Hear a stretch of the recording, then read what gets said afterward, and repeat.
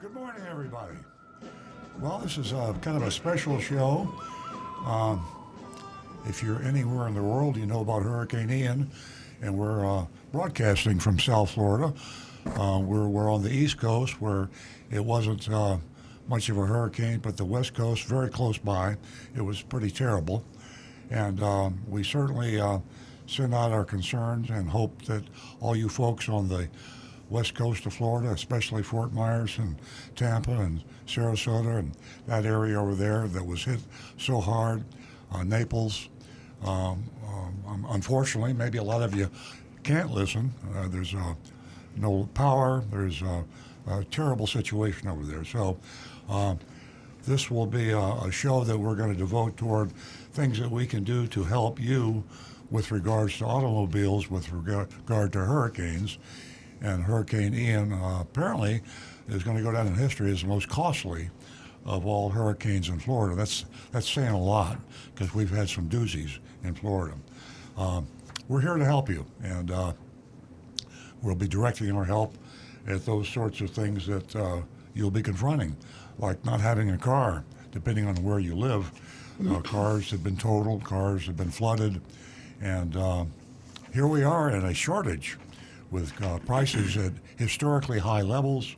And now, unfortunately, it looks like car prices may go up even further, at least in the short run, until this flood situation, hurricane situation, resolves itself, which could take quite a while. If you have to have a car, you are a target for those unscrupulous people out there that may try to take advantage of you. And that's what Earl on Cars is all about, helping you not being taken advantage of when you're buying or selling a car, for that matter, repairing or maintaining a car. And this is a very important show. If you have some friends in the area that were hit and maybe can't listen, and you are in an area where you can listen and pick up some tips, you might want to pass them along to your friends. Or you might want to tell them about Earl on Cars, which is our blog site. When they have the ability to get back online, they can check out some of our podcast, and we talk about a lot of things that are preserved on YouTube. And I think some of the things we talk about today will be available to all those people who need it the worst, those that were affected by Hurricane Ian.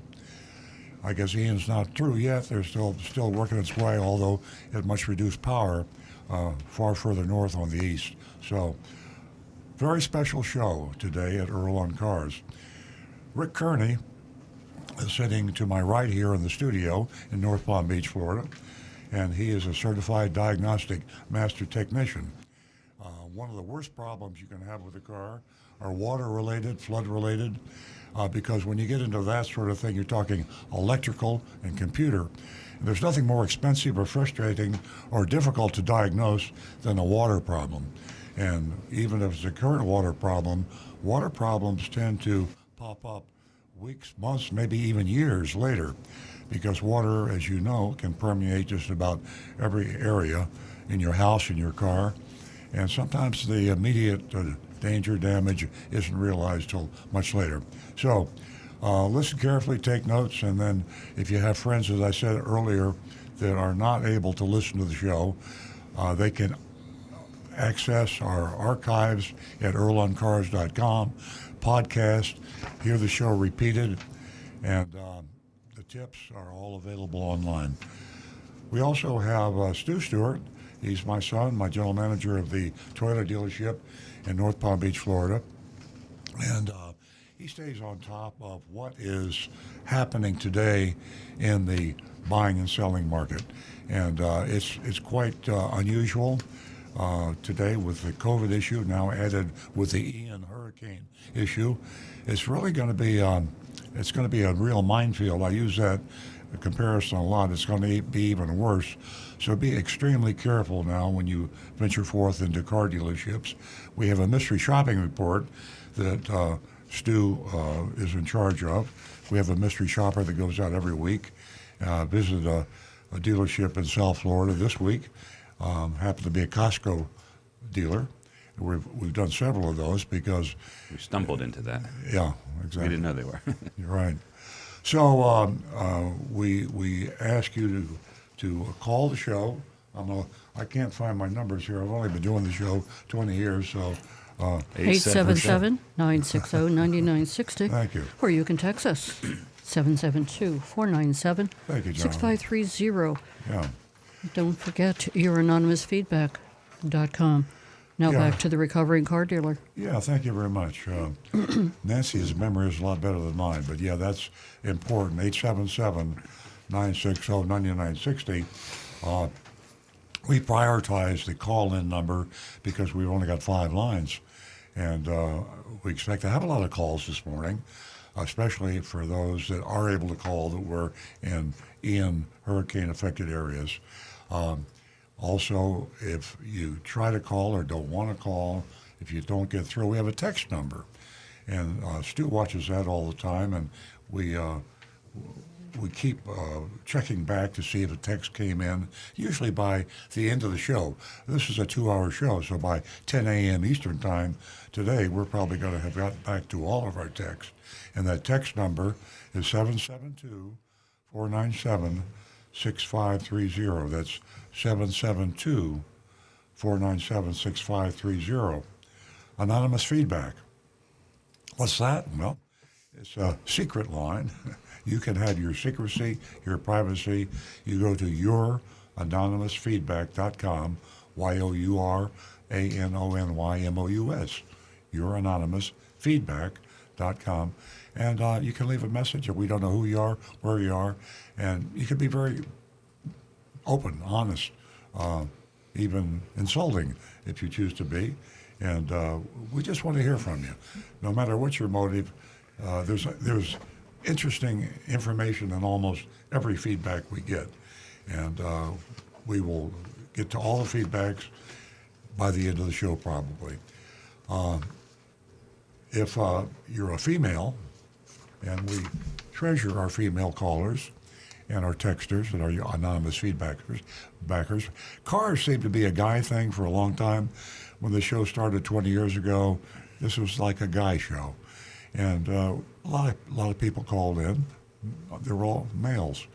And we started to think this isn't right because about half the people out there are females, as you well know. And we know that females buy about half the cars. And if they don't buy them, they're certainly instrumental in the decision-making process. And so Nancy Stewart, my co-host, and she founded the show with me many years ago, she has a special offer for you first-time female callers. And we would love you to call in. If you've called in before, we'd still love you to call in. The female perspective on things in general is very valuable because you're half the life on the planet. I mean, don't be timid. And we'd love to have you call because your perspective is usually at least as interesting as the men's, and it's refreshing. So we want to know what you ladies have to say. I'm going to turn the mic over to Nancy Stewart, and she will tell you about a special offer she has if you're female and you haven't called the show before. That offer is for the first 2 new lady callers. We have $50 for you, just for you to call in, say hello, or maybe share your car buying experience with us, or give us some advice. We always need advice. 877-960-9960. Or for the other listeners, you can text us at 772-497-6530. And my mic's on? Mm-hmm. Get close, a little closer to the mic. Get closer? Okay, Rick's here to guide me. These guys are great. You're an important part of the show, and we appreciate your company. So take advantage of the number 877-960-9960. And also, buyer beware. Did we really need what has affected the car industry? Wow, flood cars are out there. They're everywhere. You really, really have to check out that vehicle. Did you know that hiding flood car damage is against the law? I don't think everyone knows that. So, We'll get on with the show, 877-960-9960, or you can text us at 772-497-6530. Back to the recovering car dealer. Stu, I'm going to ask you to give us your take on what you think the folks are going to be in store for with regard to supply and demand. Here we are in the highest demand we've seen in a long time and the lowest supply comparatively. And now it hasn't really sunk in with me. This Ian hit so fast and so widespread and so unexpectedly severe. What's your take on the market? What's the market going to look like? The first thing that comes to mind is the demand that's going to come out of Southwest Florida and Central Florida, all the way across the state. I don't know how. I didn't read how bad it was in South Carolina, but there's going to be a lot of people with total losses, thousands and thousands of them.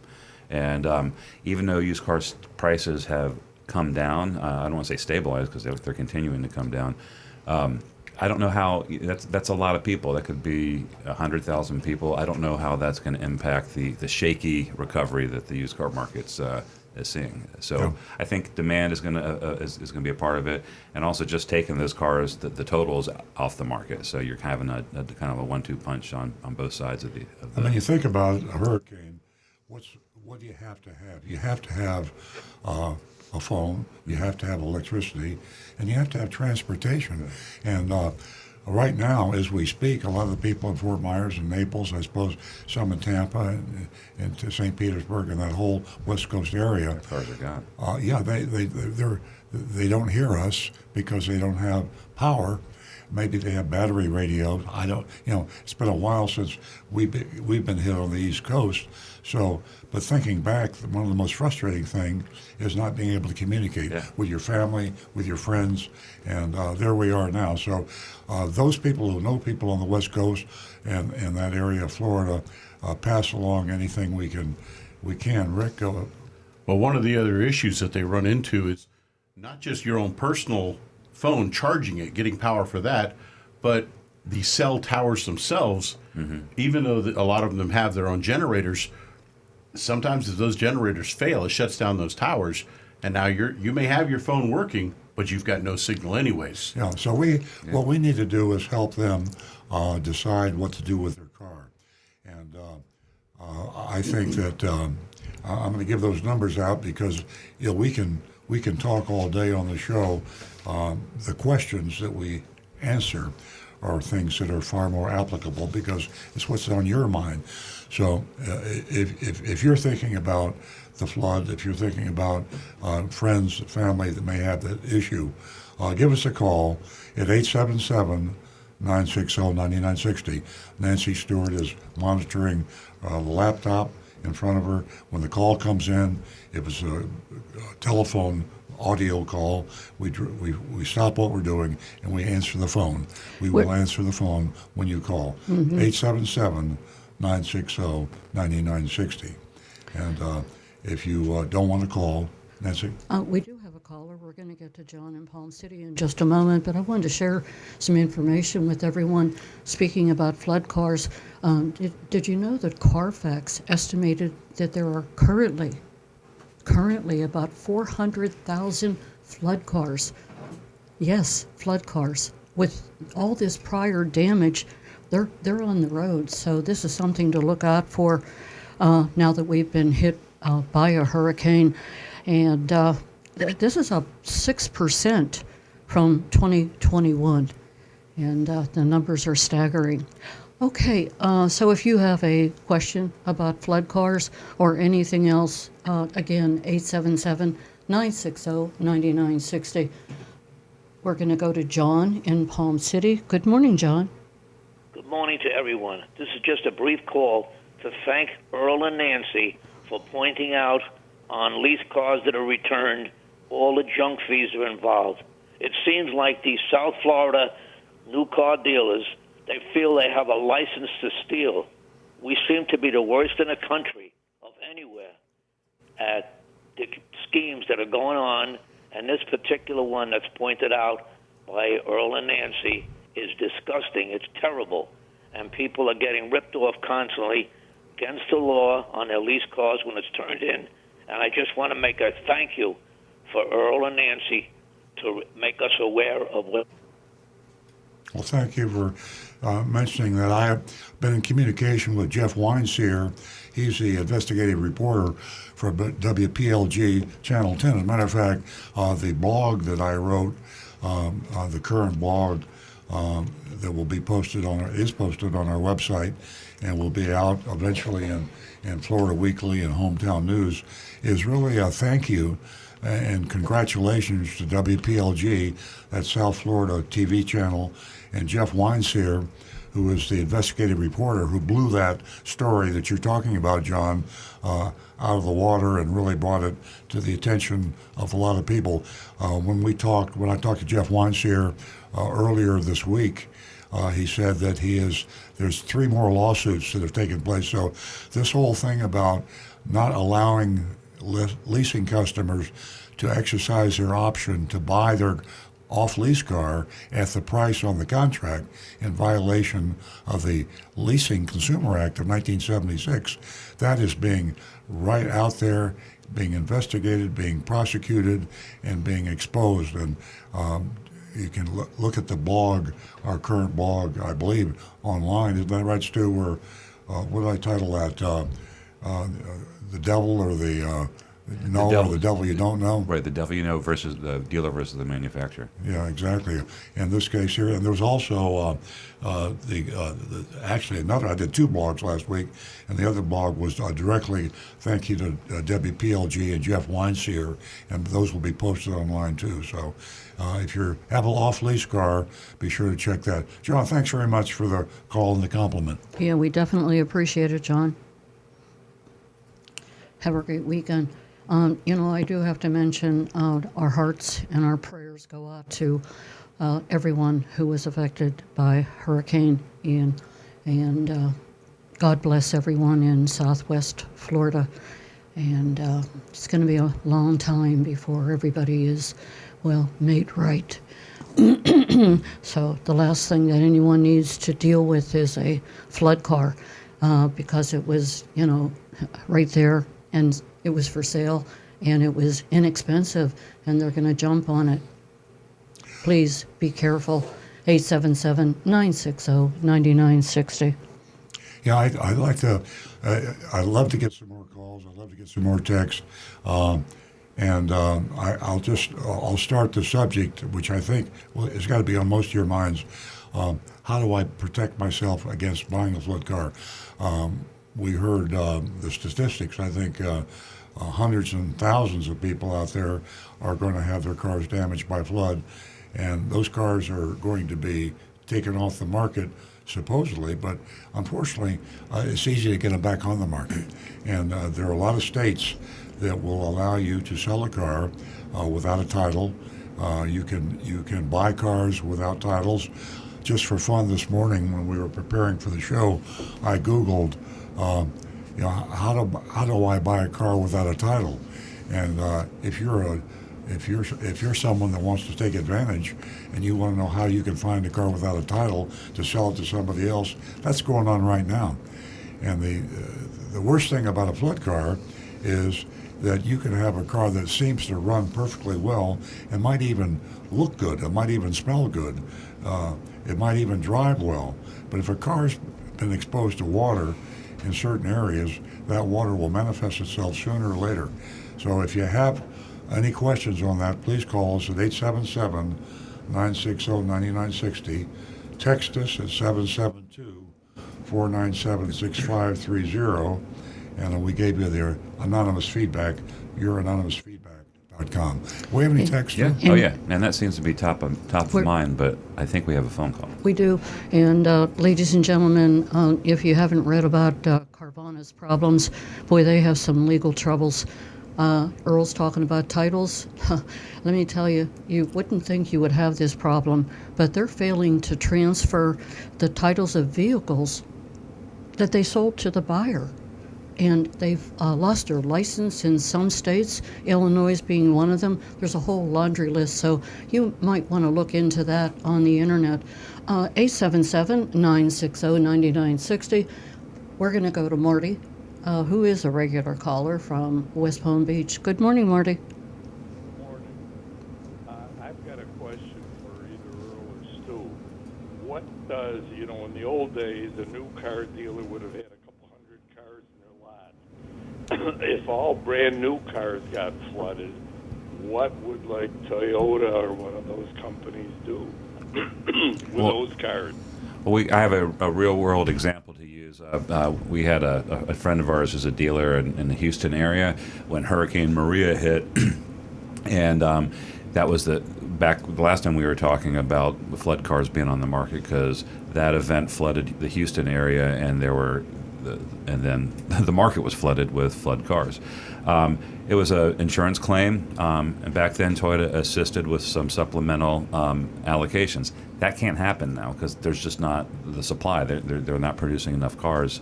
So all the Fords, Toyota, every dealership over the southwest coast that got clobbered, hopefully they did some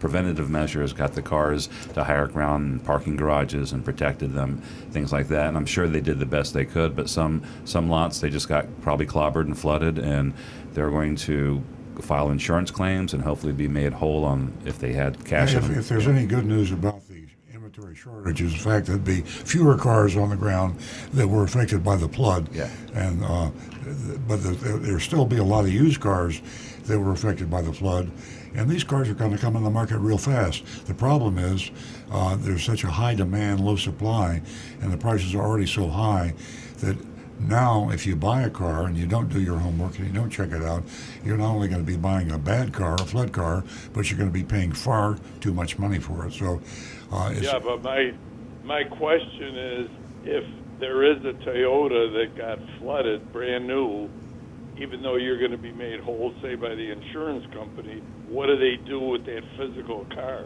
They get sold. Destroy it? They get sold. Yeah, no, they should be, but there is a whole underground network in this country of people that like to take advantage of you.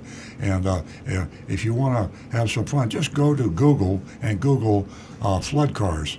They have people, these disreputable characters I'm talking about, online advertising. They have flood cars for sale. All right, and dealers can also, what the dealer we knew, they did as much cleanup as they could. They determined the ones that were Mm-hmm. minor, and they sold them at auction, and they're declared at auction as having flood cars. And see, right now, Manheim owns how many auctions in the United States? Like all of them. All of them. Yeah. Okay, so not say most used cars, but a huge amount of used cars go through Manheim auctions. And they have very careful protocols, and we'll address this, later in the show because everybody's asking about flood cars. But they check them out. It's a serious business, but that doesn't account for the other huge part of the market, which is private sellers and which dwarfs dealers in terms of money. Marty, every state, all 50 states, have slightly different laws on titling and selling cars and flood cars. One of the loosest states is Texas. New Jersey is a very loose state. Florida happens to be a good state, but all the disreputable characters out there that are in the flood car business, they know which states. They have states that they can buy a car, take it to that state, wash the title, so they have a clean title, and you never know that was a flood car. So it's a science and an art how to take advantage of people during situations like this.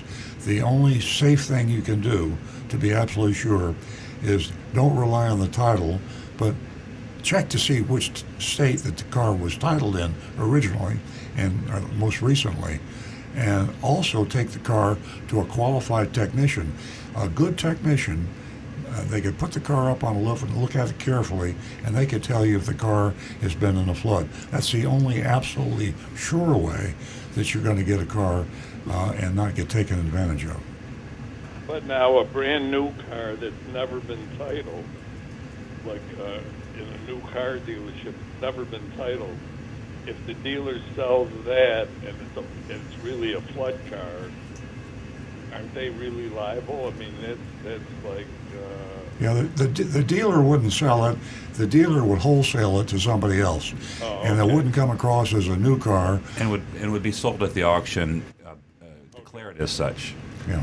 Okay, and so it would branded. not be, it would not, even though it never was titled, it would still be a flood car. Well, they could title it. I mean, the bad guys, the disreputable characters out there, they're experts. So they'll take that car that was on a dealer's lot that was flooded, and that the dealer will sell it for something. Right, he purchased it from the new car inventory and buys the car, and then he sells it at the auction, and it will be declared and then branded forever such as a flood Yeah. car. So he sells it for something. Then who gets hold of that car? That's when the artificial things happen.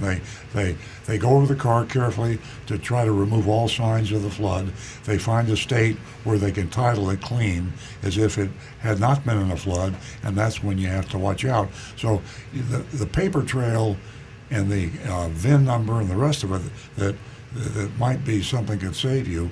And I said that there is a way to check the VIN. And that's something you should always do when you buy a new or used car. There is a way to track a VIN to see if it was, in fact, declared a flood car. So you just have to be very careful. And the ultimate test is having a technician like Rick Kearney sitting beside me here.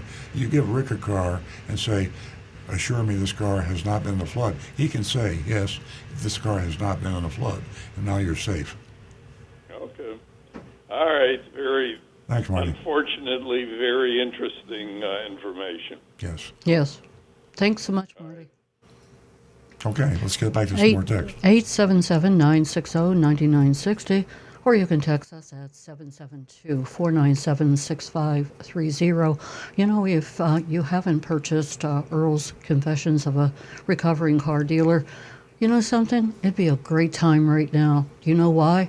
Not only is there so much information in that book, and it is definitely a guide that you can't do without, but all the purchase of the book goes straight to Big Dog Ranch, and you know, every pet in Southwest Florida, well, they're not in a good situation, and I don't know whether you noticed or not, but Big Dog Ranch right now, they're on their way to Southwest Florida, and they're bringing back the dogs that have been just left stranded. You can buy this on Amazon, Amazon.com. That's correct. Go ahead, Earl.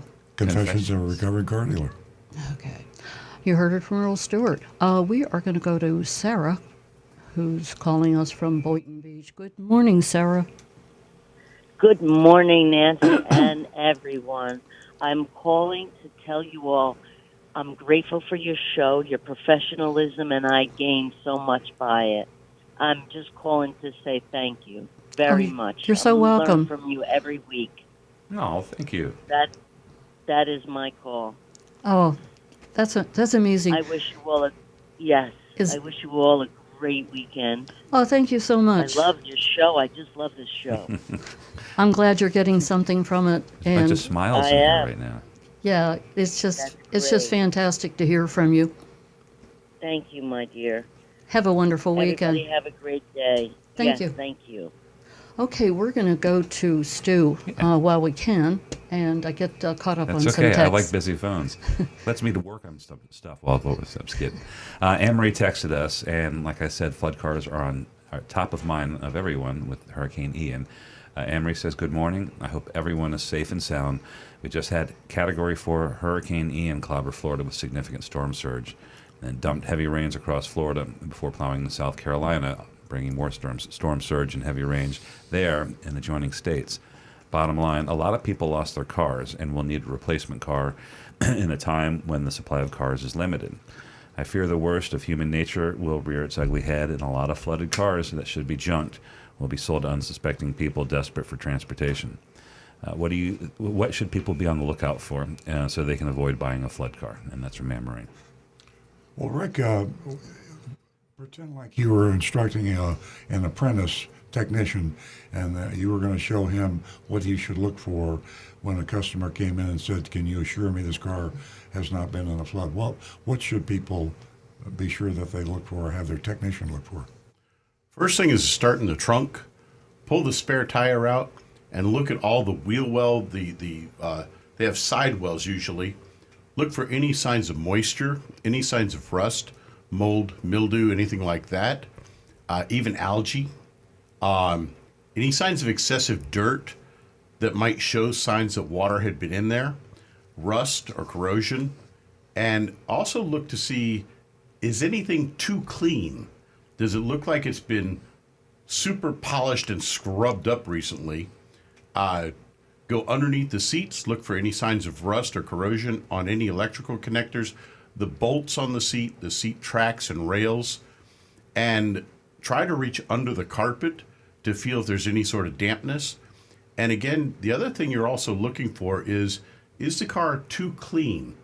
If it's a 2-year-old car and you see some dust and dirt and debris in the seat tracks and down in those tight crevices that you really can never get to, that's a normal thing. But if all of a sudden that carpet is just spotless clean, It might have had a and bath. everything in there is super, super clean, that's a red flag then, because that's not a normal, clean up for the used car lot. They do a good job cleaning them, but they don't get all the little nooks and crannies way down in deep. If you see it's been just totally like brand new looking car. Like if after something's disassembled, you take something out, and normally there's crud that gathers in there. Yeah. And you will find you can find some of these cars, they do such a good job cleaning it up after the flood that it's too good to be true is the thing. Mm-hmm. That's a red flag to make you dig further and look for other signs. Shine a flashlight up under the dash, look for any signs of anything that just looks out of the ordinary. And again, it's either going to have signs of mold or mildew or corrosion, or like marks in any dirt that might remain, or again, it might be just flat out too clean to be good. If I were going to take my car with a flood car and I take it to my dealer and say, somebody wants to sell me this car, I'll pay you to check it out for me. How long and how much should a dealer charge me to give me a thorough check on a flood car? We normally do about 1 hour for a used car inspection. But if you suspect that it may have been a flood car, expect to go double that. Expect them to take a couple hours, because especially if you tell the technician, look, I think this might have been a flood car. I want you to really look hard at it. Expect about 2 hours labor. Put that into dollars for me. $250 to $300. Yeah. So for $250 to $300, you can get a guarantee that the car is safe to buy, and that might be the best $250 you ever spent. And that's a good segue to another text we have here from Bob, unless we have a phone call. We do. We do. But, thank you. Rick, I have a question for you about flood cars because of my experience in purchasing one. I had the car for about a month. This was many, many years ago. And it wasn't till a month that I started noticing the mold, the mildew, musty odor. and the odor became more significant. My question to you, quickly, because we have a call, how long does it take for the customer to recognize they bought a flood car? It might even be a month or 2 months. Is that right? Well, there you go, folks. Right here from Rick. Okay, 877-960-9960. Or you can text us at 772-497-6530. We're going to go to Kevin from Buffalo, New York. Good morning, Kevin. Good morning, your team. And again, even though we're 1,300 miles away from Florida, we're all concerned about what's going on in Southeast Florida. Thank you, Nancy, for bringing up Earl's book. And that was about my question today. Earl, you wrote the book a few years ago when the sales of cars were a little different than what they're doing today, like they have holdbacks and floor plan assistance. How pertinent? I know you're writing another book now. How pertinent is your book, Confessions of a Car Salesman, are still related to buying a car in this time, or this year? Well, actually, fortunately or unfortunately, it took me a long time to write this second book. We've it's pretty much completed it, and right now we're doing editing, and it does take into consideration the COVID issue and the last 3 years, because I started writing it probably been a year and a half ago. So it's the full title of this is The Redemption of a Recovering Car Dealer. It'll be out before the end of the year, and it's more directly. It's not. It actually answers more current problems. It's amazing. I look back when I wrote Confessions, and that was close to 10 years ago, and now things have really changed quite a bit. So the new book does take into consideration a lot of the new shenanigans, as we call them, that are taking place, especially during the COVID era. Okay, because I'm sure it's very critical now for people to be well informed by buying a book or a car. So I was just wondering how your book still relates to buying a car today. Yeah, I'm glad you called me, because I've got it, and I need to start proofreading it, and I need to arrange with a publisher, and so that was the main reason that got him going on the book, was recognizing that the world had completely changed. Yeah. But this one's this one's going to be better. This one's has a more of a biographical tilt to it. It's more, you're going to learn more about Earl personally, and in addition to like the good advice that he gave you in the last book. Two completely different books. Yeah, for sure. Well, thank you for donating it. My wife and I just adopted a dog from rescue too, so thank you. Awesome. Thank you very much, Kevin, and thank your wife. Give us a call again. Yes. I will. Thank you. Okay, we're going to go back to Stu. Oh, hi, everybody. Okay, we had a text here, and I want to read it from Bob. And he said, good morning. When car dealers go to auctions, what procedures do they use to make sure the vehicle that they're buying has not been in a flood? And kind of talked about it earlier. When you're buying at an auction, and 99% of the time that means you're going to be at a Manheim auction, they're inspected. Vehicles have to be declared with any kind of issues. So if you buy a car from the auction and there is a flood issue from auction and that wasn't declared, they'll take it back. And the second part of your question was, does your dealership inspect every auction purchase for water damage? Yes, and that would be Rick and his team, and that's the guys over there doing that. But they also have auctions where you can buy flood cars. Yes. So there's a thriving wholesale. But those business. titles are branded as such. Yeah. There's a whole underground. If you want to have some fun, just Google flood cars, and you will see the bad guys that are touting all the cars they have to the other bad guys to be able to buy from them. And they have middlemen, wholesale. There's a whole industry in flood cars. So. Now, one thing with Carfax and AutoCheck vehicle history reports, we've talked about how they're sometimes not always accurate. But that's because an accident report might not have been filed or an insurance claim. Generally, when titles are branded on by the state, those are accurately reported to the vehicle history, because that's really easy to get. They don't have to search for that; they just go to the state. So when the cars go through the auctions declared as flood cars, those titles are branded, and if someone's buying them, a Carfax or an AutoCheck report will reveal that. So we can't forget that this is an international show. One of the favorite outlets for bad cars are exports. Overseas, yeah. And, you can export a car to South America, ends up in Colombia or Venezuela. Caribbean islands. Or Costa Rica, you can, Haiti. There's a thriving market, especially in South Florida. A lot of the importers meet the exporters at auction.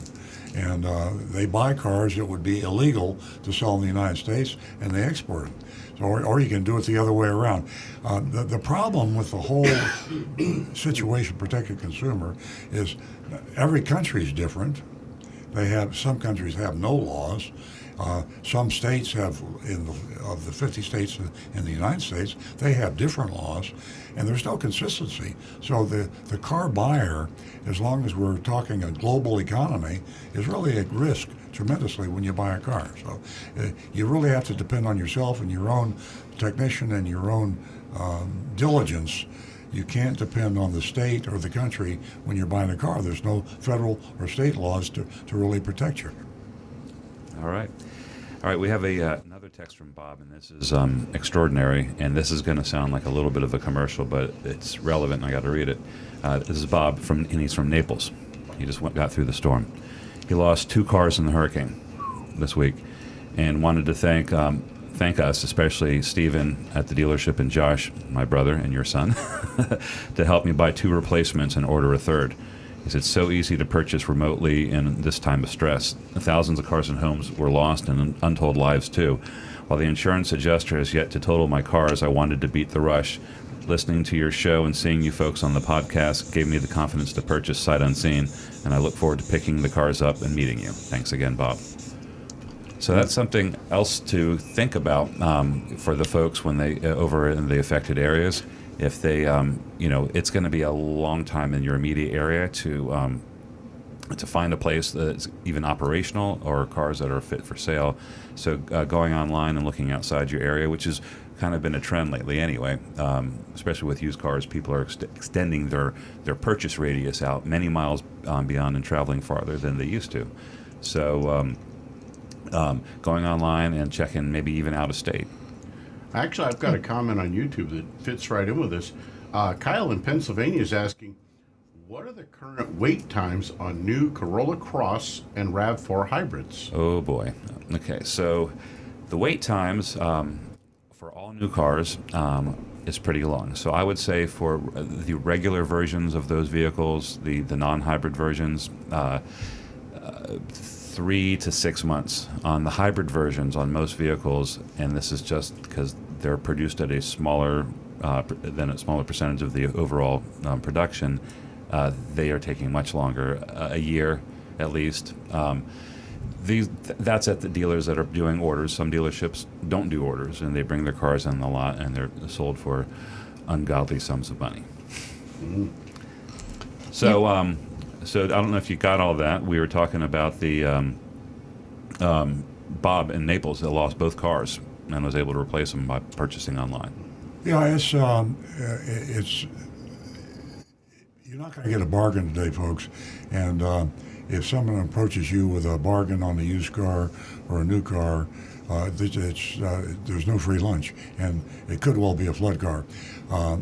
If I were going to try to take advantage of somebody and I had a flood car, I'd probably ask too much money so they wouldn't be suspicious. But if someone is sloppy enough to say, I got a real bargain for you on this used car, be sure you get it checked out. And we talked to Rick Kearney on this show just a few minutes ago. It might cost you $250. Get a good technician to go over that car with a fine tooth comb and get a seal of approval. This car is water-free, has not been in a flood.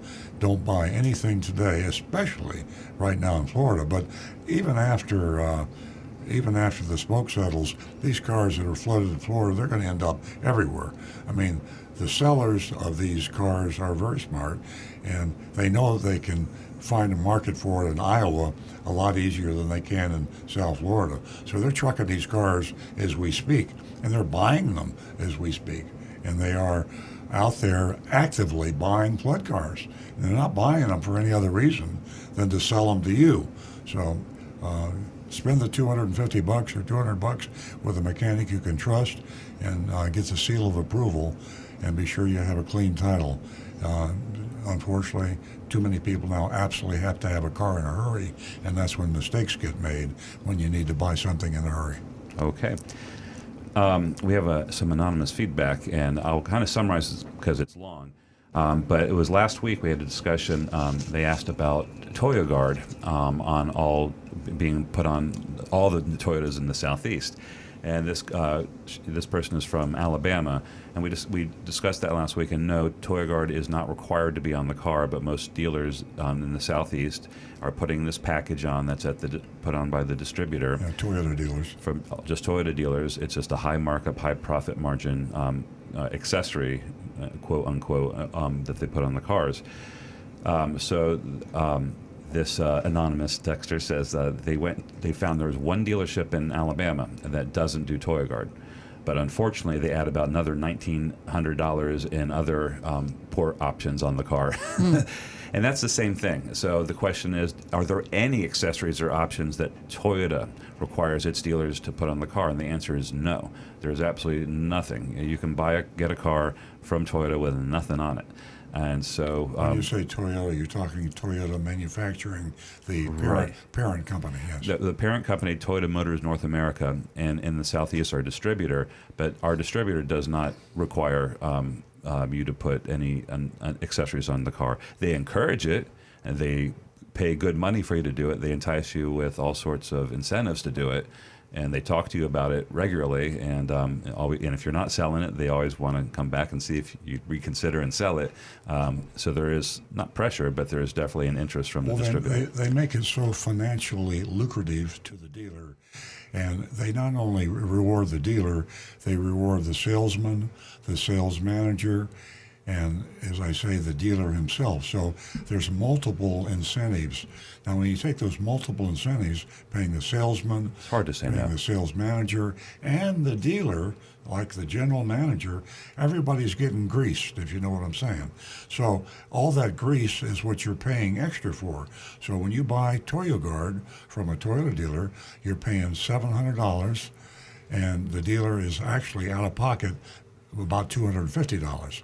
So that's almost a 300% markup, and that 300% comes from all the extra grease because they're paying everybody. If a Toyota dealer has a certain percentage of cars ordered from Southeast Toyota with ToyoGuard on them, then they get a kickback. I have exciting news for you. In all your years, have you ever seen a ToyoGuard claim? No. I have. You did? For my first one. Oh. I was contacted from a customer who asked, what is the procedure to make the claim? Was it honored? I'll find out. But, they said, no, if there was a stain that wouldn't come out, I gave her the 800 number to call, and they just have to get it repaired at the dealer, or and then submit the reimbursement, and Toyota will pay it. So I'll find out. She'll let me know. Our service manager has never seen one. Well, so. I have. Yes. I'm the only one. That's I don't know if that's true. I mean, that's my first one that I've seen that I've been involved with. So That's shocking. Yeah. All those years. Ladies and gentlemen, 877-960-9960. Don't forget, ladies, first two new lady callers, you can win yourself $50 this morning. Give us a call to say hello, like Sarah did, or share your experience in whether you went to the internet to purchase your vehicle or anything else, or if you went to the dealership. Again, 877-960-9960, and you can text us at 772-497-6530. And don't forget your anonymous feedback. Okay, we're going to go to Rick. I got a couple of them here, actually. First one is from Guy Larrabee. He says, good morning.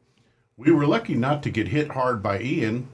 CEO Akio Toyota, in recent statements, is pushing hybrids and is still resisting the EV transition. Yeah. This can be disastrous for Toyota. What's your opinion?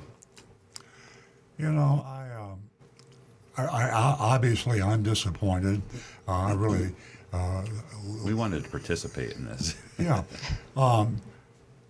We think that I'm not worried as a Toyota dealer because Toyota is very strong and they're very smart, and they'll be there with electric vehicles because they have the net worth and staying power. They'll be around for a long time. They're like one of the most powerful, profitable automotive companies in the world. But I'm disappointed that they missed the electric vehicle bus, especially when they invented hybrids. I mean, the Prius really changed the world and became a hybrid world. You'd think with that foresight they would have seen the EV, but They didn't, and they got hung up on the hydrogen fuel cell. So that just says nobody's perfect.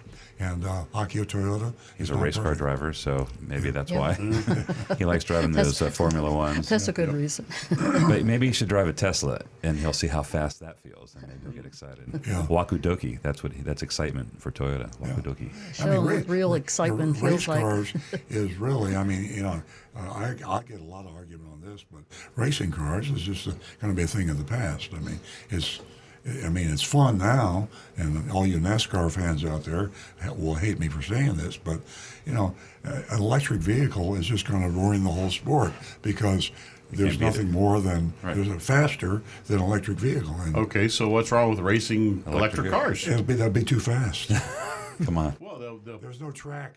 You can't have a Daytona 500 with a car that'll go It'll be more 400 like- miles an hour. like well, the wall of death. They It had looks to like they had to put restrictor plates on the NASCARs Oh, yeah, man. It's to like- slow them down. They'll just put a restrictor on the electric cars to slow them down and run it that way. Yeah, but they don't make noise. All right. All right, I have They a. don't smell wants it bad. all. That's all part of the NASCAR thing. True. He wants it Hey, all. could you imagine us watching a silent race? Yeah, right. Everybody's talking. I can't hear the race. I mean, noise is part of the race, right? Right. The smoke, the noise, The whole rumble thing. in your gut. Yeah. All right, I have some anonymous feedback I'd like to read. I read that it will take 5 new refineries in California to provide fuel for all of the new gas automobiles in 1900.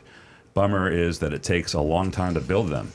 I saw a picture from a Standard Oil gas station in Southern California. The 12 pumps were occupied, and the line waiting for a pump was about 30 Model S's. Oh, I'm sorry, I read that wrong. He actually read that it will take 5 new nuclear reactors in California to provide electricity for all the electric cars in 2030. Bummer is it takes a long time to build them. Saw a picture from a Tesla charging station in Southern California. The 12 chargers were occupied, and the line waiting for a charger was about 30 Tesla cars. Sorry about that. I was just making a point. The texter actually said that it's not going to work out. So this decision by California to go to all electric, stop selling gas cars in 2030, is a colossal mistake. Well, that's what they said before when they came with the new emission standards in California. Yeah. They said you can't do it. Here's what I think: all the naysayers and the people that are coming up with these formats like Right. 8 nuclear reactors, Only 5. they're not looking at the speed of science. And if you go back to the middle of the Or the speed of the South Korean company that builds nuclear reactors in 39 months. Yeah, I mean, I look at it from I'm a scientific nut, and I look at what's happening now with the sum total of human knowledge. It used to double every 40 years. Now it doubles every 12 hours. If that doesn't knock your socks off and spin you around and make you crazy, nothing will. But we are with our quantum computing and our cloud computing, Artificial intelligence, and all that other stuff. Human beings are falling way behind on the generation of knowledge. So technology is almost a joke now because there's nothing that you can think in your I started to We say haven't stupid. imagined it. Stupid. We're stupid. Yeah. We as human beings are stupid compared to what artificial intelligence will be. And artificial intelligence will solve virtually any problem that you can imagine. Yeah. And it will happen. We're going to be. And it's also a very common thing throughout human history. It's when new industries and economies are birthed, Yeah. magical things happen. There is a need for this electricity. They're not going to just let the entire automobile or the entire global industries crash. New services will arise, businesses will arise, new sciences and technologies, like Earl said. So that's what happens when a new economy and a new industry is. Yeah, we Absolutely. Talked, I just read the other day, this is totally off the subject, but it shows you a little bit about science. One of the greatest horror stories and science fiction stories has always been an asteroid destroying the Earth. We Right. say NASA just Ain't crashed a spacecraft onto an asteroid. Right. And it changed the course of the asteroid. Yeah. So It did. They accomplished what they set out to do. So there you go. Yeah. The future's here, folks. What do you think? Give Okay. us a call toll free at 877 960 9960. text us also at 772-497-6530. I've got one other here from Donovan. He says, I'm seeing dealers holding cars for a lot longer today. Prices are falling some. Do you think we're going into a new/used car recession in the end of the year or beginning of 2023? I don't think so. I think if you look at it historically, used car prices today are still quite a bit higher than they were 1 year ago.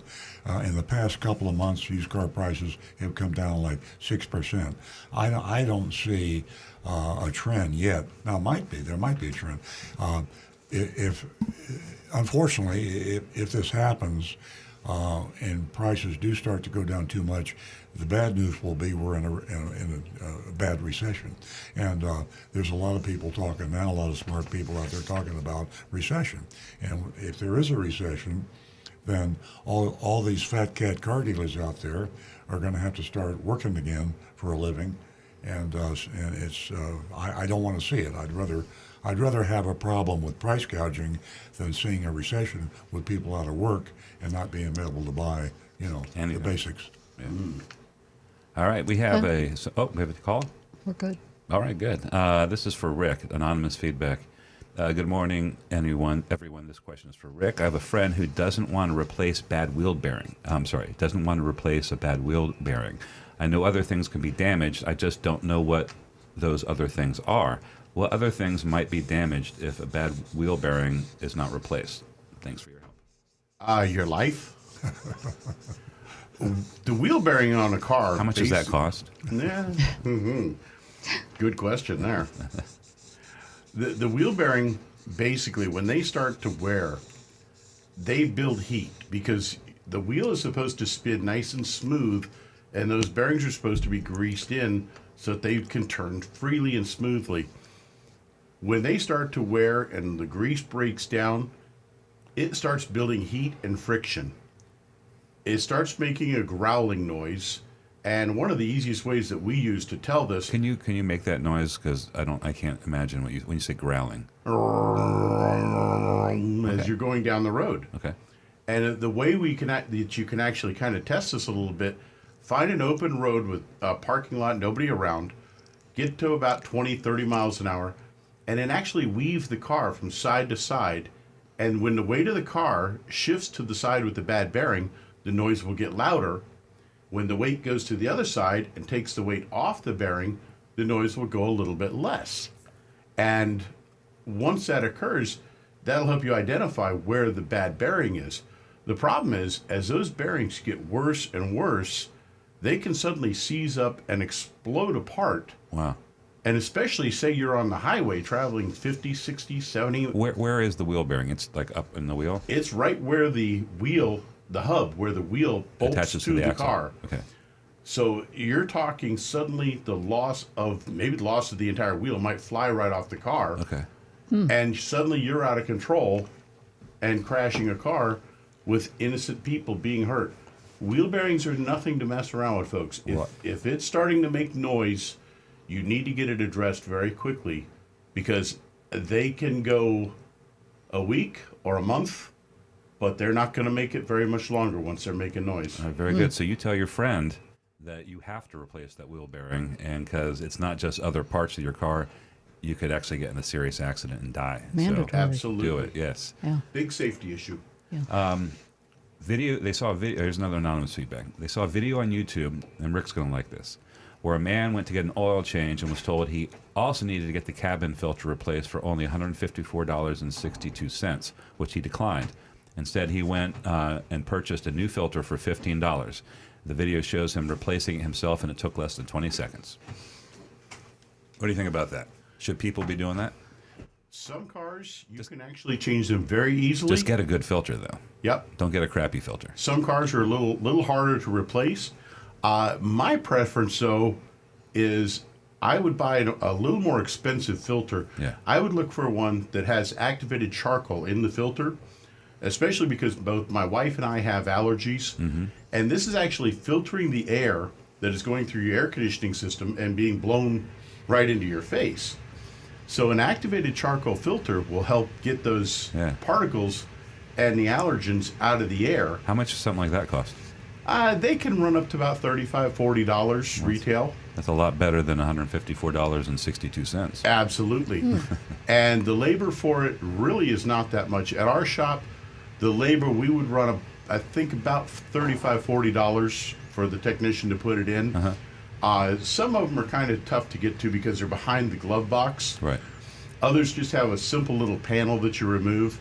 And then other cars like the new Toyota Supra, I Don't try can't it do there. them. I have to get one of the young kids that can bend One of the small like kids. like Gumby to get up under the dash to get to One it. of the guys are like under 5'6", and Yeah, Right. a little skinny kid, and I just say, hey, I'll give you $10. Go in there and replace that filter for me.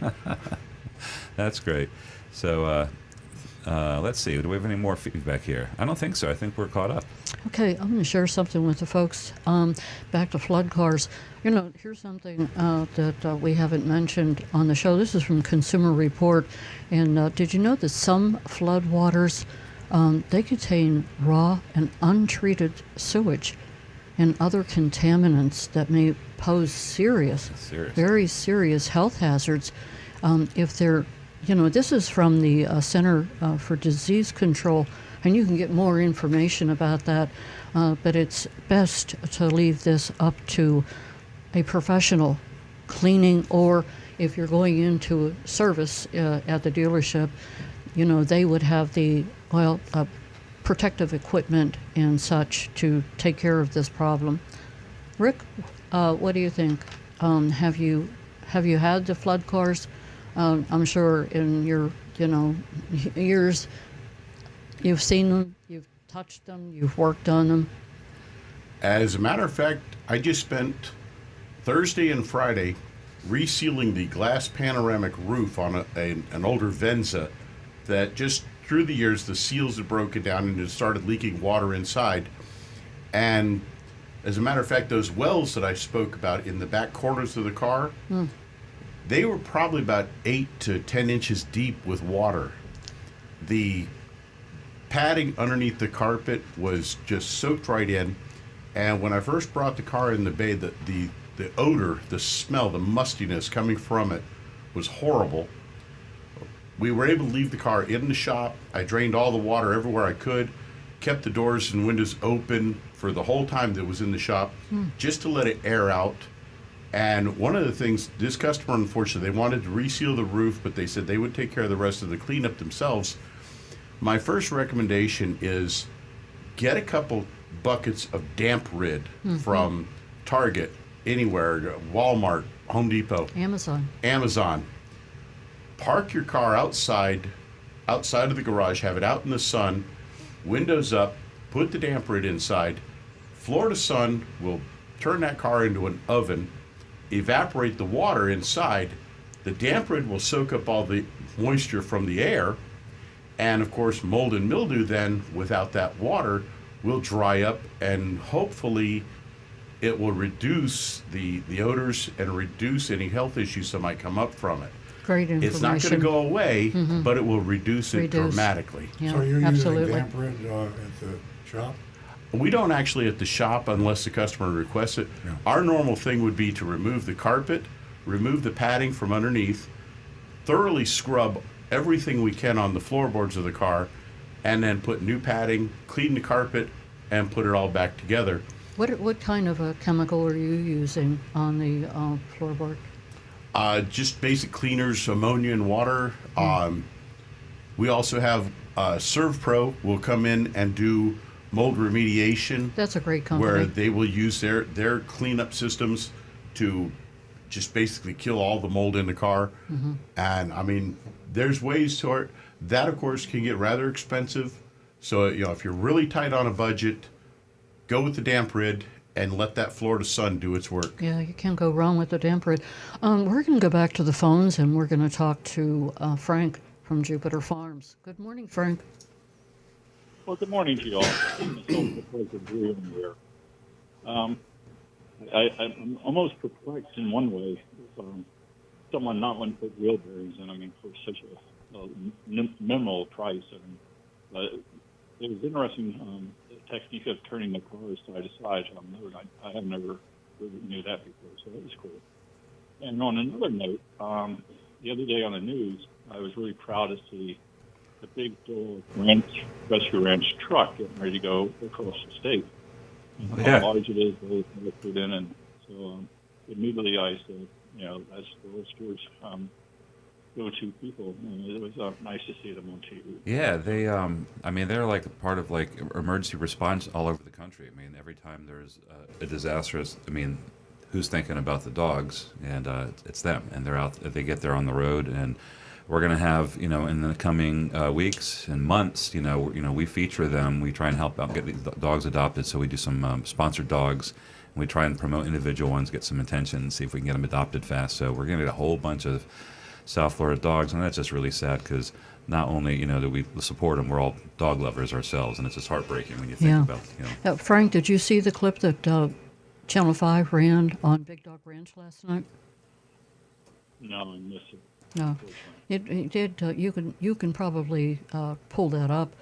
Go to the website Channel 5. But it was just amazing what Lori Simmons is doing, and they interviewed her, and they showed this huge bus that they were taking to Southwest Florida, and they were showing all the floodwaters and the dogs that are stranded, and you know they plan on coming back with more than a busload. Yeah. Oh, yeah, no, I'll definitely go in there. I've been very impressed with them over the years, and of course, I'm very proud to know Yeah. that you guys do so much work for them. All right. It's a very good thing. And one last thing, a few weeks ago, I was in your dealership getting my car aligned. It was really cool. It was just one of the guys out of the Mercedes. Hey Frank, you're breaking up. Okay, no, I'm sorry. Can you hear me better now? Yeah, a little. I'll be quick. I had a chance to go into the back and see your workshop. What a nice worker. It's nothing like I had when I was working at Shell in the 60s, you know, doing tune-ups. Oh, thank you. And, Rick keeps that place clean. Oh, yeah. Anyway. All right, thanks for calling, Bob. I'm glad you got through everything good. Take care, Bob. All right, talk to you next Thank you, week. Frank. Frank's a regular caller, and he was pointing out that meticulous floor. Back there were words. You could eat off those floors. I'm a big clumsy guy. I do not have a messy floor because I slip and slide too easy. So it's Right. I keep my bay clean. He's got to do it. Yeah. We have a text from Patrick who sent something pretty astonishing here. It's a news story. This was in the Panhandle in Florida just a week ago. A Navy officer, 23-year-old Navy officer, was found dead at the wheel with neck wounds, and it was his airbag that had exploded. And his family is claiming that it was a Ford vehicle, and they're claiming that they never received any recall notices, and Ford is on the other side saying we have sent recall notices for the last how many years, and this is a brutal example of the fact that only 25% of people get any recall repaired, and this is the at the extreme but very possible end. When those recalls, these Takata recalls were put out, don't you remember? They said these vehicles, the only time they should be driven is to the dealership to get them repaired, and this is a very sad story, but this just happened. That's been a problem for a long time, hasn't it, Stu? Yeah. Where you get a recall and they just ignore it. They ignore it. I read in New York State they still require, and I imagine other states too, still require vehicle inspections. So recall notices are handed to the vehicle owner when they come in for the inspection. Yeah. We don't have inspections in Florida anymore. We used to have them. Yes. Back when I started, we used to. They were a good thing. Pain in the Rick? butt, but yeah. One of the things we do at our shop, and I hope other shops are doing this as well, and I guarantee most dealerships of every make do this. Every single car that comes in for service, we run the VIN number to check for recalls. Every used car that we bring in for an inspection before it goes on the used car lot is checked for recalls. Every mechanic shop, dealership or aftermarket, has the ability to run a VIN number through the NHTSA.gov website to find out about open recalls. And if you're a mechanic or you work at any automotive repair facility and you are not doing this, you are doing a disservice to your customers. Complicit. Could be complicit. I think that Great just the knowledge of information. how serious it You're is. putting people's lives Right. at risk for no reason Yeah. when it takes less than 5 minutes to run a VIN, find out about a recall, and say, hey, Mr. Jones, did you know your car has an open recall? You should get to your dealership and get this done. Yeah, a lot of great information here, folks. Give us a call toll free at 877-960-9960. Are we going to go to Yeah, Stu? I just went over because I realized I had been neglecting our Facebook stream, and I went over to look at it. So John Neal is over in Port Charlotte, and that was that's dead center. He has Wi-Fi in his GM car, and has really saved us. So they can make phone calls and use the internet. So there is the one thing you didn't think of when we were wonderful. talking about Wi-Fi. How we thought it was a stupid thing to have in a car because everybody's got phones, but that's pretty good. So he's got the Wi-Fi in his GM car, but he reports that things are not good over here in his area in Port Charlotte. Yeah. So we And- wish you the best, John. And I'm going to mention again, folks, the book, if you put off purchasing Confessions of a Recovering Car Dealer, definitely take advantage of that. All proceeds go to Big Dog Ranch. All proceeds go to Big Dog Ranch. Confessions of a Recovering Car Dealer. Amazon. It is something that doesn't become outdated, so to speak. There is just so much information, and it's something you would probably carry with you. It just gives you every bit of information. It's a how-to-do book. It that isn't. you- It's not a. Yeah, the new book is more of an autobiography, but Yeah. this here is a how-to-do-it book, and it summarizes pretty much what we talk about on the show all the time, and it's available on Amazon.com, and you buy it for about $20, and 100% of the proceeds that we receive for the book go to Big Dog Ranch Rescue. Yeah, and if you That's the if worst you dog you ever did. if you saw the That was a- clip that last was a night, coyote. folks, you'll realize the impact. And Lori's doing a great job, and they're headed to Southwest Florida. And boy, I'll tell you, there's some real stories. So purchase that book. Go to Amazon, and you can be part of the solution. Thank you. 877-960-9960, or you can text us at 772-497-6530. And don't forget, we will have the Mystery Shopping Report coming up soon, and that mystery shop was from Coral Springs Nissan. Now back to Stu. Got some anonymous feedback coming in. Hello, this question is most likely for Earl or Stu. Will car prices for new and used cars stay this high even after the inventory shortage is over? It appears people have become used to the high prices. I heard it said the prices will not go back down even when the inventory shortage is fixed. Thank you. Well, we definitely have opinions on that. I think it's going to take longer, but it's hard to fight the natural forces, the invisible hand of the market, and eventually production will increase, and eventually the natural greed of actors in this economy are going to discount to get more business and get more market share, and it's going to become normal. But we don't know how long it's going to take. I think the manufacturers, if the dealers don't learn anything from this, the manufacturers will, and I think that the manufacturers are realizing that the cutthroat war for market share, and my term as a car dealer over the years has always been they shove cars down the dealers' throats, and they build as many cars as they possibly can. They like to run those plants 24/7. The more you can run a plant to crank out cars, the cheaper you can build the cars, less expensive per car. The only problem is you got to get rid of those cars. General Motors, Ford, Honda, Toyota, they can build them real fast, but how do they get rid of them? Well, they get rid of them through their dealer network. And they tell the dealers, here's 400 cars that we're going to send you this month. And the dealer says, I don't want 400 cars. And then there's coercion and there's all sorts of things that go on. And dealers end up with too many cars. And this has been going on for decades.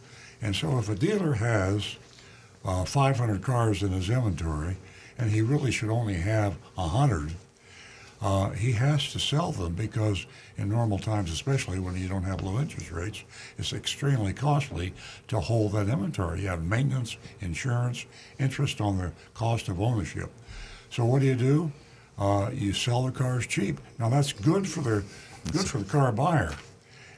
It's funny because these modern car manufacturers understand the problem of not having unused inventory on hand, so they use this just in time. We don't get to use that. Yeah, we are now.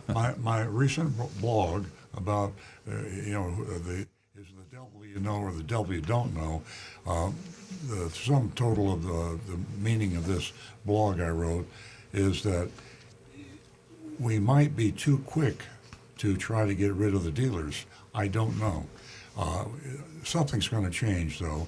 And going back to the original question here, I don't think we're going to see the wild, wild west when things settle down, when the whole COVID thing is over and the microchip thing is over and all the flood, when we get back to if we ever do to normal. Because of the manufacturers. It'll be because of the manufacturers. I think the manufacturers are going to have a more controlled. I agree. If they do that, then that's going to happen.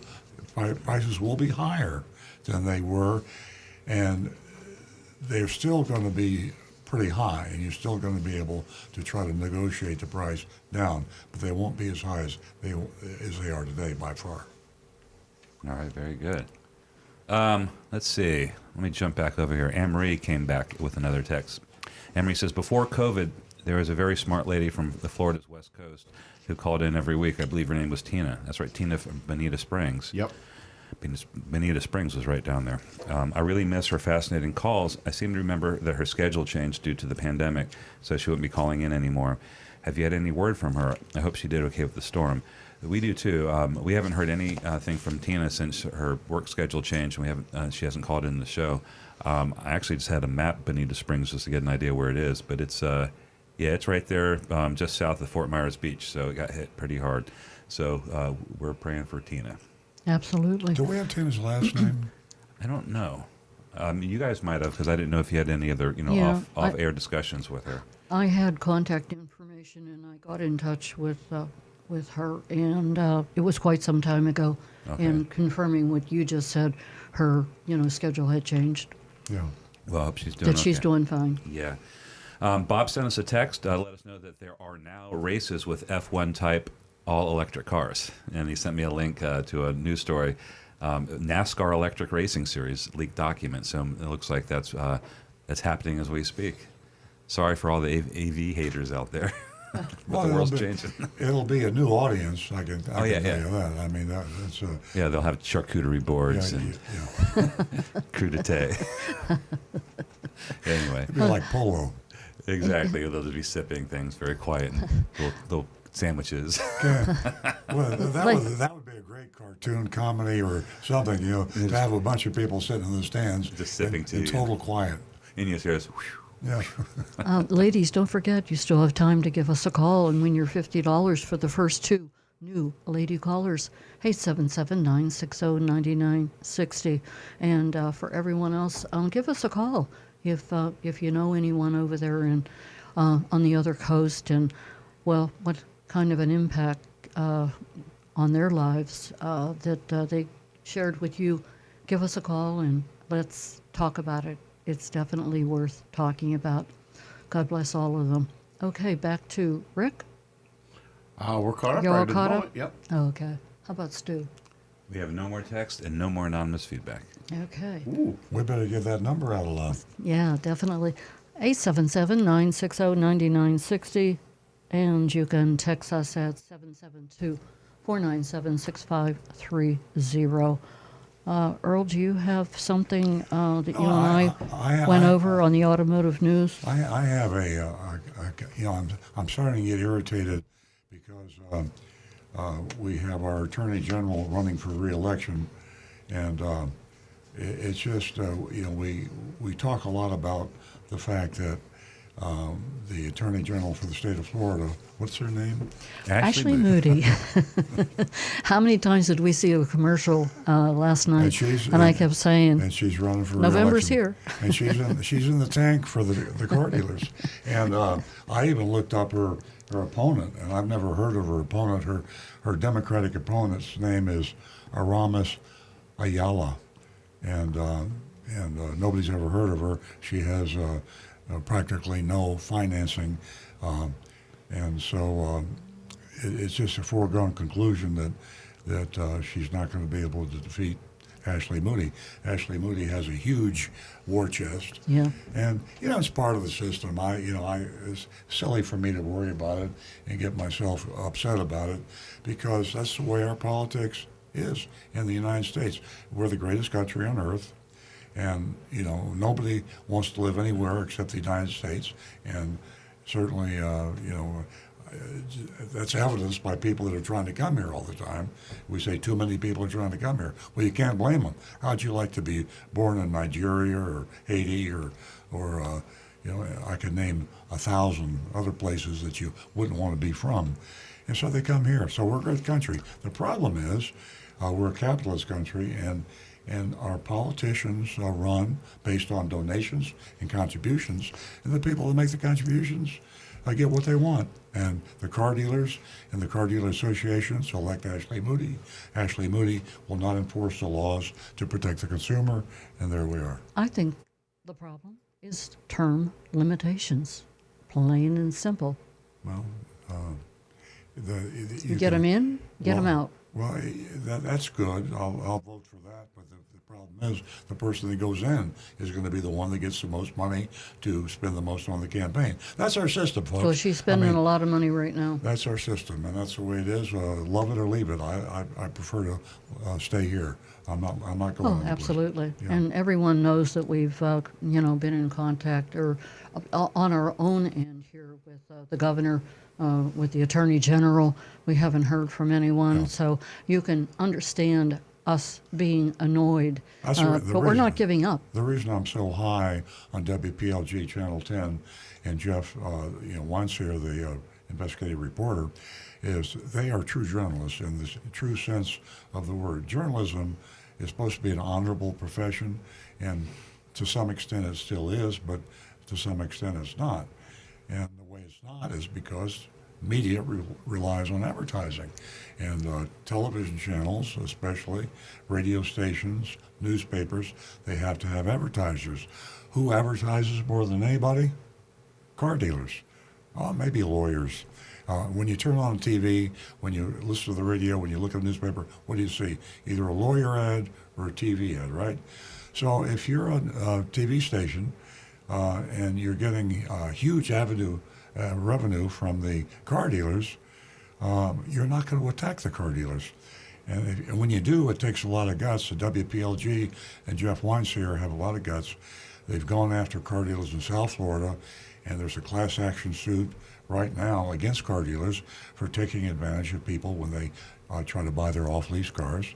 And there's lawsuits cropping up. They're really stirring it up. So if you're in South Florida and you get Channel 10, watch Channel 10 and listen for Jeff Weinseer on his investigations. And if we do enough of that, if the media had the courage to stand up to these car dealers and advise the voters, see, the car buyers are also the voters.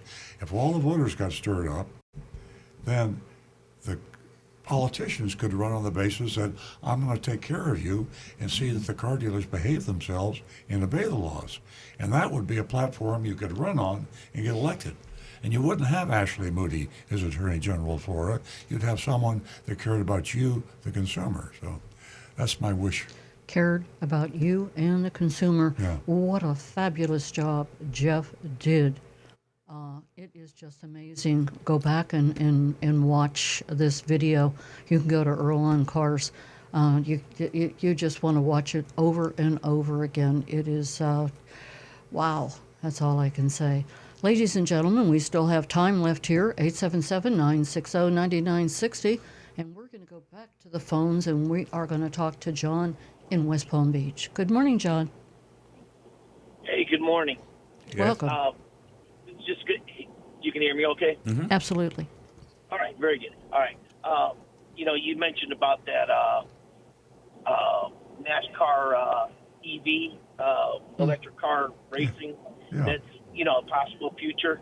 And the only way I see that happening is the cars equipped with high-capacity batteries for the long miles, and that, or some type of pit stop where the car slides in or comes into the pit stop, and all of a sudden the batteries get replaced by driving in and pushing the old battery out to continue racing, because they won't be able to sit there and charge for the half hour unless they have some type of high capacity charging system.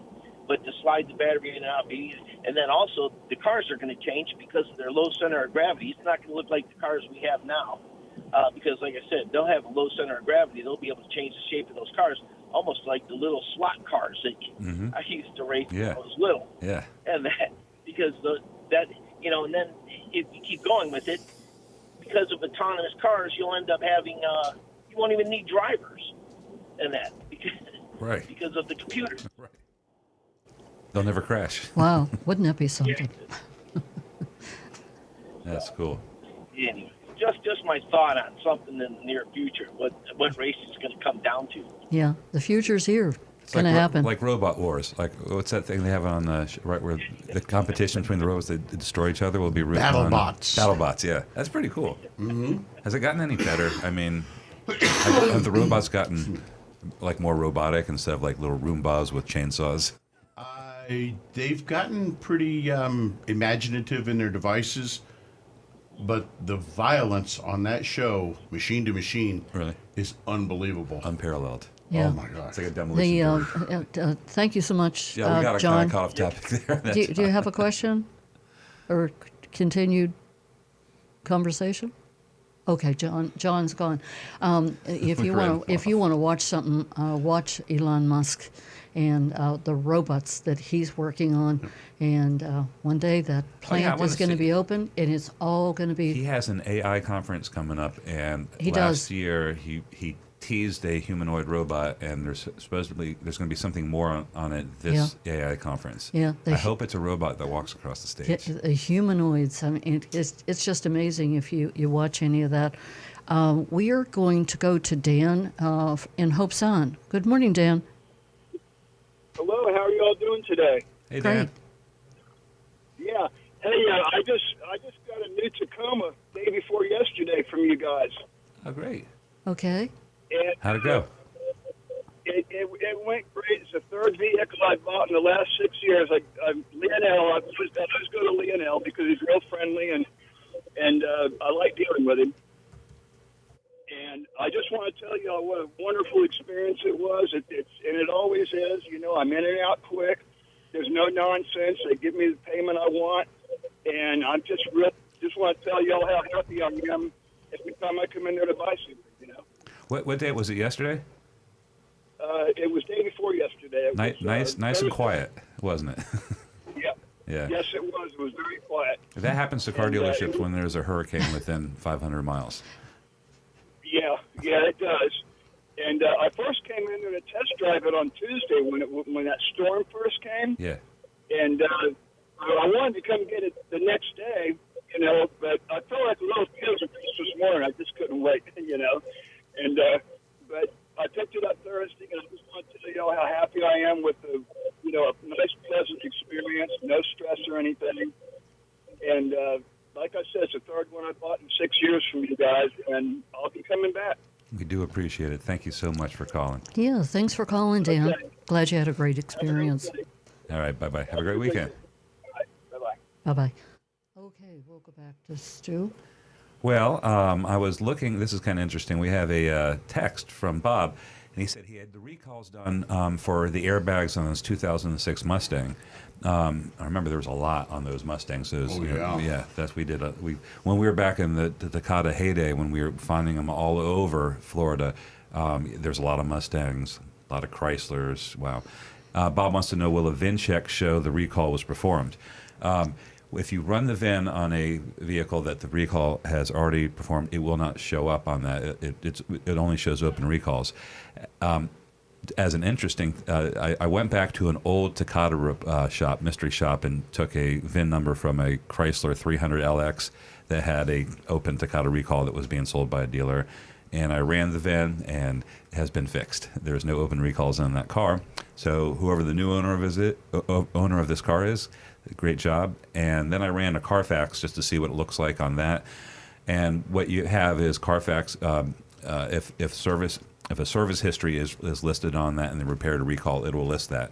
But it doesn't show, if it's not on a service history, it's not going to show up in a Carfax report. But it doesn't matter because it's been fixed.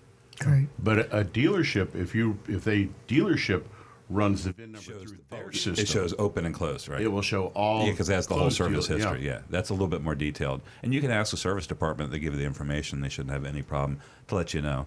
But if you run it on safercar.gov, you'll find out that if it's not there, you're good. It'll show completed if they've completed the paperwork. Yeah. We've had some situations in the past where they just for some reason sat on the repair order for a few months and never got back. So if Chevrolet doesn't know, they're not going to be able to Hey, take it. I got a great text for you from Paul. Paul wants to know. It says, local newspapers used to have complete advertising sections from car dealers. Earl's laughing right now. No more. So where are the local newspapers covering this consumer ripoff? Well, it's true. I look Online advertising. Yeah, online.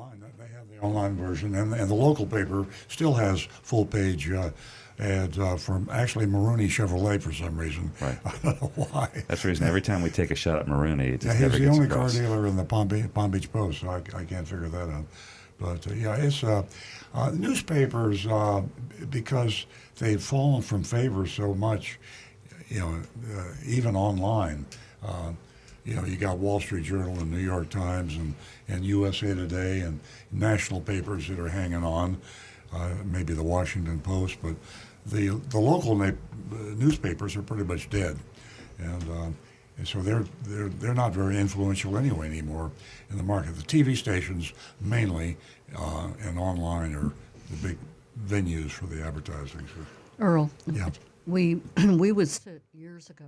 We were with Seaview, and the whole kitchen counter would be lined up with advertisement Every from dealer all the was newspapers, always in the newspaper. Yeah. and would have the magnifying glass out. It was unbelievable. I never thought the day would come whenever we weren't, clipping and cutting all of these advertisements out of the newspaper. It was mind-boggling the amount of money that was spent And messy. on advertising. And messy, too. Oh, Before we do the mystery shopping, report, I alluded earlier in the show. I just pulled this up to show you online on my iPhone. This is when you Google flood cars. There's a website, autobidmaster.com, and I'll just hold that briefly. But what it is, they're listing all these flood cars. 2020 Jeep Wrangler. Here's a 2015 Ford Escape, and they have hundreds and hundreds of these things, and they're selling them to the dealers. And why are they selling them to the dealers? So they can sell them to you. So I think sometimes people think when a car is in a flood, somebody comes by and picks it up and takes it to a scrap heap, and you see these big things, and they smash them. No, they don't. They sell them. Yeah. If you want to buy one, go on down And then to they resell them. All these cars. go to Big Red's Auto Sales in West Palm Beach. Right. Seriously, Big Red? they're selling flood cars, auto auction mall, R&R car sales. Yeah. I googled it in South Yeah. flood cars for sale in Florida. So there's going to be a huge amount of these cars, and they're going to smell good. They're going to look good. They're going to be cheaper than what you could buy a real car for, and this is happening, and people will be victimized. So that was the theme of this show. I'm really glad we devoted so much time to it because it's going to be around to haunt us for a long time. definitely. Big Red been around for a long time? I don't know. I never heard of it, but apparently it's a local car. And when something shows up, that's a keyword that they're using in search. So when I searched flood cars, they came up. It should be. I mean, we'll have a show of what it should be sometime. It should be mandatory to destroy a flood car. If a car is totaled by an insurance company, then that car should be destroyed. Or only allowed for salvageable part salvage. Certain parts. I Yeah. mean, they're parts of the car. You know? Yeah. So yeah, exactly. We don't have the laws, folks. And I go back on my broken record. We don't have the laws because the regulators and the legislators are in the pockets of the auto industry, and that's why you can go online and have somebody blatantly saying, "Flood cars for sale, Right. buy them here," and then sell them to whoever is the big sucker out there. And that's the way our capitalist society is, and I'm a capitalist. You just got to live with it. You gotta live with it. There You you gotta go. love us or leave us. Right, exactly. If you can't take the heat, get out of the kitchen. I'm kidding. We're consumer advocates. We're trying to make the kitchen a lot cooler. That's what we're trying to do. Yes. Let's do the mystery shopping report, and then Okay. we'll, hopefully we'll get some text because we'll finish up earlier. And Folks, we can you're a go- big part of the Mystery Shopping Report, and we'd love for you to vote on it. So go to send your vote in at 772-497-6530, Mystery Shop of Coral Springs Nissan. Don't forget, you've got to vote. Okay. When Agent Lightning chose Coral Springs Nissan for this week's mystery shopping report, I wasn't sure we'd been there before. We've been doing this so long, it's easy to lose track. I mean, we got how many mystery shops have we done? I don't know. Just in the file that I have, since I've been saving them as PDFs, there's hundreds and hundreds. Yeah. It's also easy to lose track of where Coral Springs is. Not for me, because that's where Cleveland Clinic is. Okay. And Nancy and I drive down Well, there. this is speaking as if you were Stu, because I didn't know where it was. Yeah, well, Cleveland Clinic is also in Weston, but Coral Springs is just a little bit closer. So Stu checked Google Maps. As it turns out, we have Mystery Shop Coral Springs Nissan, and Coral Springs is in North Broward County, as far west as you're going to get before you hit the Everglades or Weston. Was Coral Springs Nissan owned by the Page Auto Group, Bill Page and Company? I didn't know the Pages had any in Florida. Oh yeah. I thought they were just up in the D.C. area. There was there's the Bill Page Auto Group in Florida, and it was one of the Pages, not Bill Page Jr., but one of the Pages that owned several dealerships, and it may be Seniors Brothers or something like that? brothers. Yeah, Okay. yeah. There's 10 members of the family, Okay. and they all have car I just know the dealerships, kids. Yeah. Oh, the 50-year-old kids. So we know this family going way back. It was December 2020 when we last visited Coral Springs, and it was part of a multi-expose on Nissan dealers. Over the years, we've observed Nissan dealerships that they tend to be a little more aggressively with regard to sales tactics. I think partly because they get beat up more aggressively by Nissan. Yeah. Nissan is probably one of the least desired by car dealerships, and the dealers they have are about as mean as Nissan is. It's just a mean manufacturer and a bunch of mean dealers. Yeah. I know I'm stereotyping. Meanness here and rolls generalizing. downhill. And there are exceptions. Obviously, there are exceptions. We can confirm we see this sort of thing in our mystery shopping reports. We've received calls and comments from listeners who called out Nissan dealerships for a poor customer experience. Our last Coral Springs Nissan shop was also centered on the Costco Auto Program. To recap, they didn't do well. They played games with the price, had a $1,500 addendum in the days before these add-ons were even all over the place. Before agreeing to take half off, I'm sure it was not the experience Costco members expected, or Costco expected for their members. We returned almost 2 years later in a world almost unrecognizable from the one in which we conducted our last investigation. The Costco Auto Program, while still one of the only tools to get a discount off MSRP, these days it's currently a reliable way to price car dealers because car dealers aren't already to give up their fat margins. So it's better than nothing. It's hard because you can't find models. There's such a car shortage. But I still recommend the Costco Auto Buying Program as being the best way you can do it, even though it's not nearly as good as it should be, and it used to be. Costco Member Auto Buying Program. If you're not a Costco member, join. It's worth the $65. Instead of going through what would likely be a futile search online, Agent Lightning drove straight down to Coral Springs and walked in the side door. Here's a report. I'm Agent Lightning. I'm not really Agent Lightning. I'm just going to say I'm Agent Lightning. I entered the showroom mid-morning, wandered around waiting to be greeted. There was a new bright yellow Nissan Z parked behind in a ring of red velvet ropes. MSRP of the Z was $54,915, but the dealership added a market adjustment. You can't even say it. I can't say it. The adjustment's almost as much as the dealer list.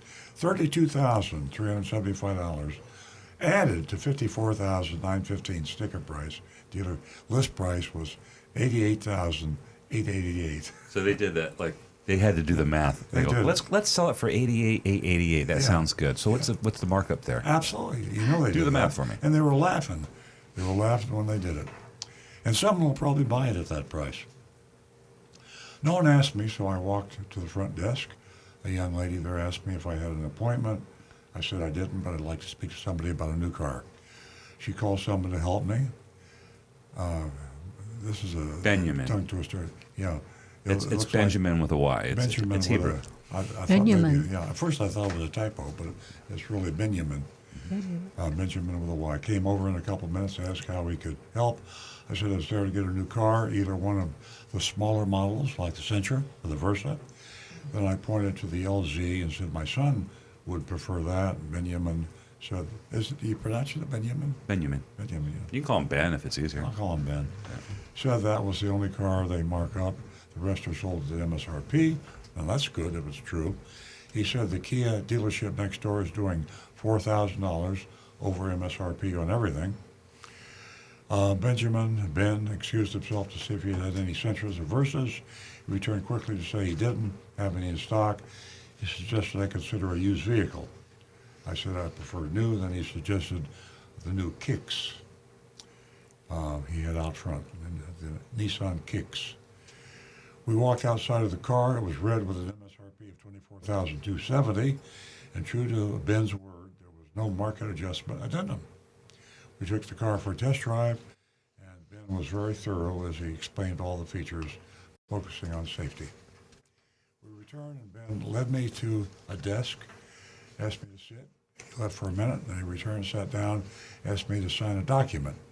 It consisted of a single printed sheet of paper, whole sheet of paper, I guess, that included the dealership's "Why Buy From Us" message, and this was at the bottom. And this really irritates me. Yeah. That irritated me. It should irritate anybody. It's arrogant. I don't like arrogance with retailers. And this piece of paper, I'll just show it. If you're streaming us, I'll show it. A little piece of paper there. It says customer will buy and drive car home now if all terms are acceptable. And then there's a line for customer signature. Yeah. So that would make me angry. It would make you angry. It made Agent Lightning angry. And why would you sign something like that? He said, when I objected to signing it, he said, it doesn't really obligate me to buy. It wasn't legally binding. Well, then why use it? Well, we all know. Psychologically. Intimidation. Exactly. I think it was a test. Yeah. Agent Lightning is phenomenal. She has so much experience. She can handle any situation. Well, that's She okay. didn't sign it. Yeah. She did buy that car from Treasure Coast for $8 million over. Anyway, my point being there, not to embarrass Agent Lightning, is the fact that we all succumb to being taken advantage of when we're buying a car. Cars are an extremely emotional item of merchandise. It's not like buying a loaf of bread. When you buy a car, you get emotionally involved. And people name their cars. Mm-hmm. They get sad when they trade in their cars. I named my car. They talk to their cars. It's like bringing a puppy dog home. Yeah. You named your car. So don't think that you are, Agent Lightning, who is an extremely smart woman, who knows more about buying cars than 99.9% of the people. That's what she does for a living. She pretends to buy cars from disreputable, evil car dealers, and she actually got taken advantage of by a car dealer because she wanted to buy a car, and she paid too much money for it. She had to have a car. So there you go. We all are victims of these car dealers. Okay, so we argued about the signature on this silly document that said that I'm going to buy the car if the terms are acceptable. And I didn't sign. It wasn't legally binding. And anyway, then Jorge, the sales manager, came over to the desk with a printed pricing sheet for the kicks. They bring in the manager. Standard operating procedure. The top line was MSRP $24,270. There was no discount, but there was also no market adjustment. That speaks well, just like Ben said. However, there was an $1,899 in fees, $1,899 in fees. Now, $1,500 worth of that is got, or maybe $1,400 worth of that has got to be BS. Yeah. And some of it is actually tax and tag. I studied the sheet and objected to the fees. Ben broke them down for me. $992 dealer fee. It's probably more than that. He says $449 title and $450 tag. And he's obviously doing the e-filing and private and the 449, and the 450 is a standard tag estimate, but it will not be that high. Yeah. So about $1,500 in phony fees. I told him that. Wait a minute. What did I say? Yeah, about $1,500. Yeah. I told him I was considering another Volkswagen in West Palm Beach, and they were going lower than MSRP. Jorge interrupted it by asking if it was Schumacher, familiar with his competition. It's not really his competition because Schumacher's like way up here. He's down in Coral Springs. Yeah, but there's not that many Volkswagen dealers, I guess. Well, she brought up that she's looking at that Volkswagen from the last shop, but she's looking at a Nissan now. Yeah. So that's true. She's just saying she's getting a price lower than MSRP. I got you. Yeah. I said I was told it was, and I told him I was getting a Costco discount there. Okay. Jorge came right back and said they have Costco pricing. She went in on purpose, not saying she was a Costco member, and that's what happens. If you don't tell them you're a Costco member, they're not going to tell you about it because they don't want you to use the Costco pricing program. And he even asked for my Costco card, which is something they're supposed to do. I showed him my Costco application with my Costco membership, and the manager, Jorge, excused himself to get updated pricing. This time there was a $650 discount, and the fees had been lowered by $30. So he didn't look at the membership Costco member pricing sheet, which she did in the last shop, but she just chose not to do it here. If you are a Costco member, you always want to ask to see that. Now, the Costco price on the Costco member sheet doesn't give you the dealer fees, but above it, it tells you what the extra fees are. So you have to mentally add that back into the Costco member price to get the real price. And they do have to, as we understand it, charge you $350 below list. In this case here, they said it was $650 discount. Yeah, but with a bunch of fees. Yeah, and on top of the fees. And we didn't get into the fee argument. Jorge also advised me that they have a new Versa coming in on October 11th due to a cancellation. That vehicle, I said, is less expensive than the Kicks. I said I couldn't wait until then. Jorge suggested putting me in a rental until it arrived, and I said I had to check with my husband. Jorge asked me to wait to meet somebody else, meet someone else. I waited, and then Jesus appeared. He told me what Jorge had told me. They had a cancellation on a Versa, and he could get me out the door around $22,000 on it. I said thank you to Jesus, and I left. And that's our story, man. That's and we're sticking to it. Costco, another Costco. Report. So they clearly have a Costco program. And last time she went, they went through the actual procedure. They followed I read the mystery shopping report from 2 years ago.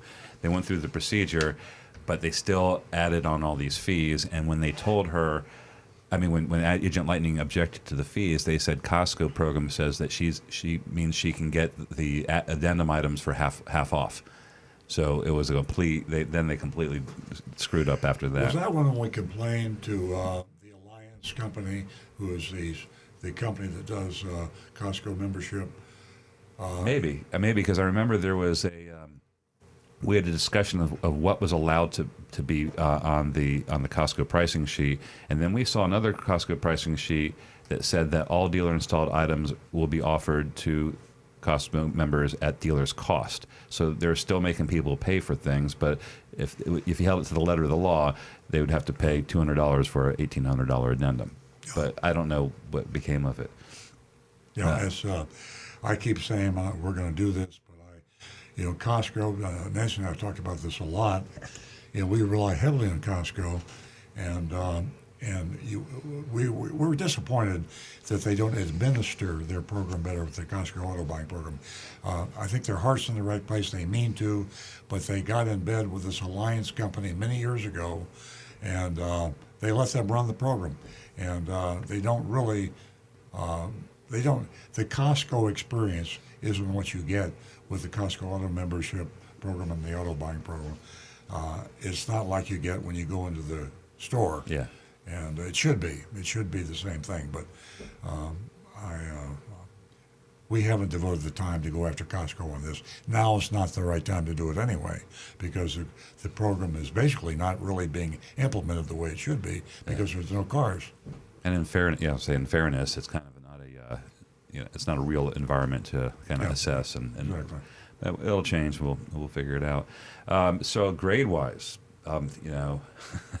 there's a few things that make it really hard for me to think of anything else, and that's that even though it wasn't the car that Agent Lightning was shopping, the $32,000 market adjustment just hits you right between the eyes. It's hard to get past that because it's the same company. But keep in mind, it's a niche. What the Toyota dealers do to the Super. Car dealers always do that to their hot. There's probably only one of those. Yeah, it's influencing me. I mean, it's not my definitive criteria. The next one, even though it's not as impactful, but it was the customer will buy and drive car home now, if all terms are acceptable. That's true. That bothered me more than anything pricing. else. So Agent Lightning did not get a price below MSRP, contrary to at MSRP. They discounted it and they added. We're estimating about $1,500 in junk fees to that. So in reality, they're significantly over MSRP. So that was misrepresented, although it did come in the form of fees, and that is typical. So I don't think I can. I don't think I can pass them. I'm not passing them.